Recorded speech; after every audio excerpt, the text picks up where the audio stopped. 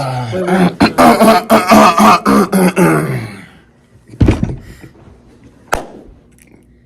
Welcome to my channel. My name is Joshua Parks-Stanford.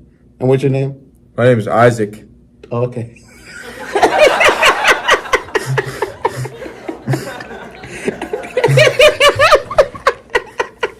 What's your name? We don't know your name.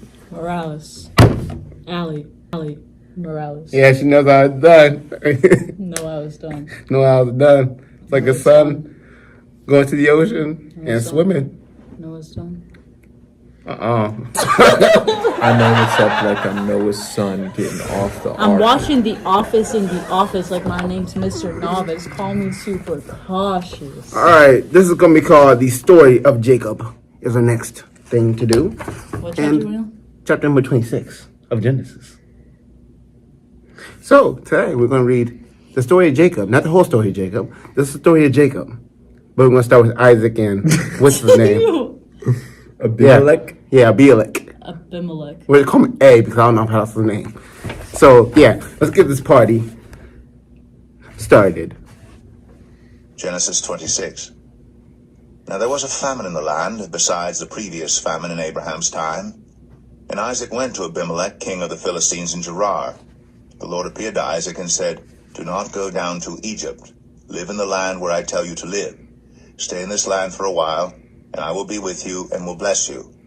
For to you and your descendants I will give all these lands, and will confirm the oath I swore to your father Abraham. I will make your descendants as numerous as the stars in the sky, and will give them all these lands. And through your offspring all nations on earth will be blessed, because Abraham obeyed me and did everything I required of him, keeping my commands, my decrees, and my instructions." So Isaac stayed in Gerar.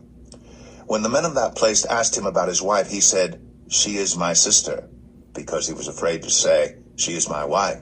He thought, "The men of this place might kill me on account of Rebekah, because she is beautiful." When Isaac had been there a long time, Abimelech, king of the Philistines, looked down from a window and saw Isaac caressing his wife Rebekah. So Abimelech summoned Isaac and said, "She is really your wife. Why did you say she is my sister?" Isaac answered him, "Because I thought I might lose my life on account of her." Then Abimelech said, "What is this you have done to us? One of the men might well have slept with your wife, and you would have brought guilt upon us." So Abimelech gave orders to all the people, "Anyone who harms this man or his wife shall surely be put to death." Isaac planted crops in that land, and the same year reaped 100-fold, because the Lord blessed him. The man became rich, and his wealth continued to grow until he became very wealthy. He had so many flocks and herds and servants that the Philistines envied him. So all the wells that his father's servants had dug in the time of his father Abraham, the Philistines stopped up, filling them with earth.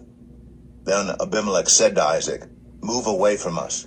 You have become too powerful for us." So Isaac moved away from there and encamped in the valley of Gerar, where he settled.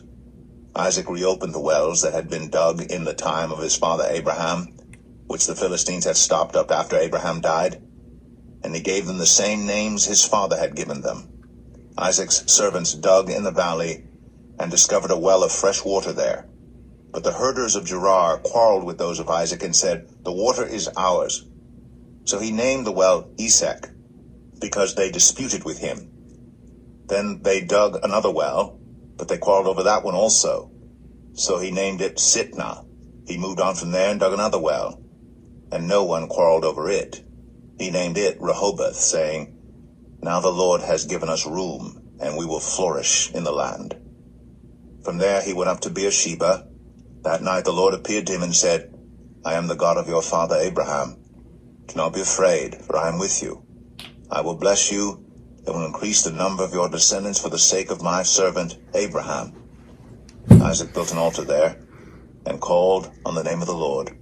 There he pitched his tent, and there his servants dug a well. Meanwhile Abimelech had come to him from Gerar with Ahuzath, his personal advisor, and Phicol, the commander of his forces. Isaac asked them, "Why have you come to me, since you were hostile to me and sent me away?"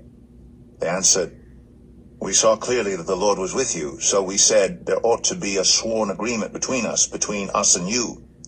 Let us make a treaty with you that you will do us no harm, just as we did not harm you, but always treated you well and sent you away peacefully.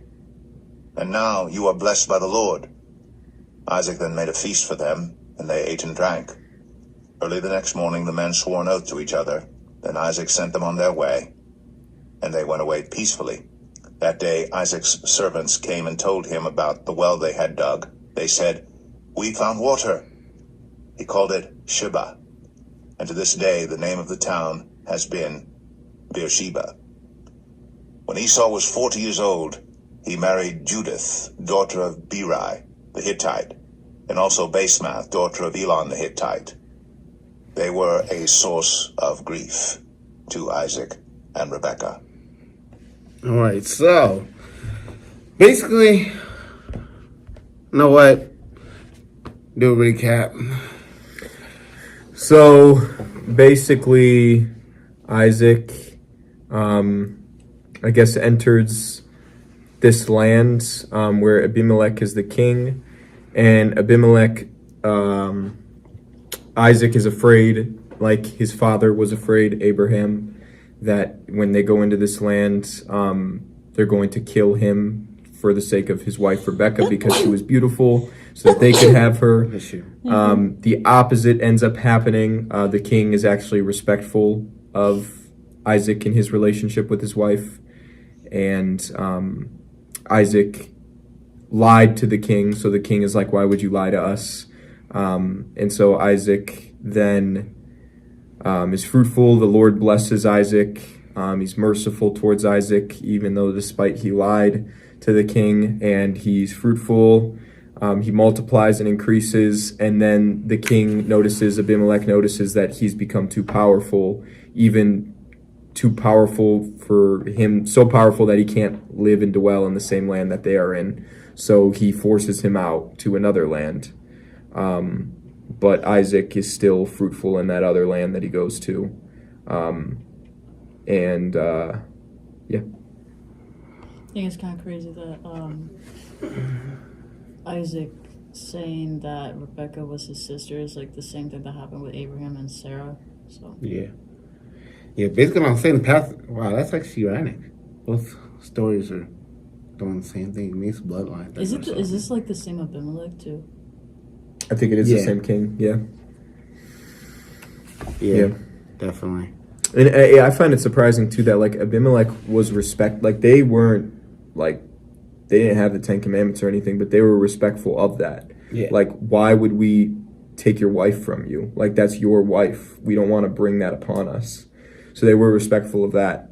And they were respectful of that even with his dad, with Abraham. Mm-hmm. Abimelech's a goat. Yeah, but then he did kick Isaac out. Oh, seriously? My bad. Yeah. Let's see what else got over here. All right. What are some things you think you could take away from that and think it relates to now?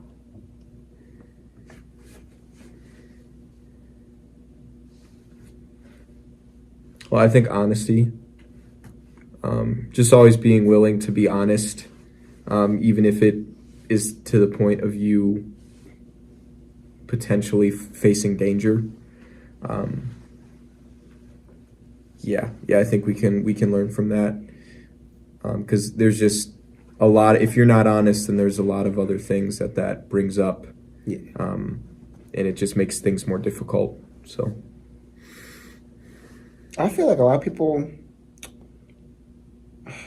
I would say it's a little different now than it was back then. Like, I feel like some people, like nowadays, we brag like we have like a girlfriend or boyfriend, have a husband or wife, whatever.